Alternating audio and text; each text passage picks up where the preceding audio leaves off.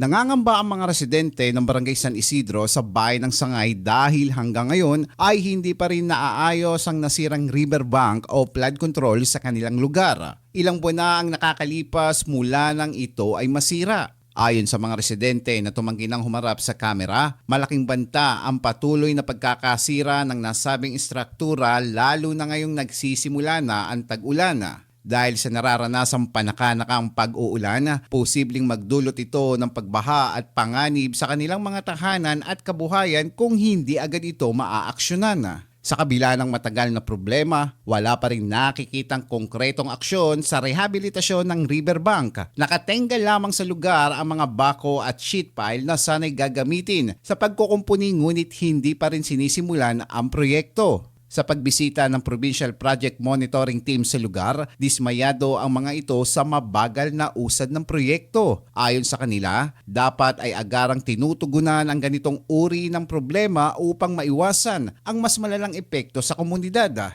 Nanawagan naman ang mga residente sa kinauukulan na pabilisin ang pagkilos at agarang ayusin ang nasirang flood control bago pa lumala ang sitwasyon dulot ng patuloy na pag-ulan. Eli Balbin, CSN.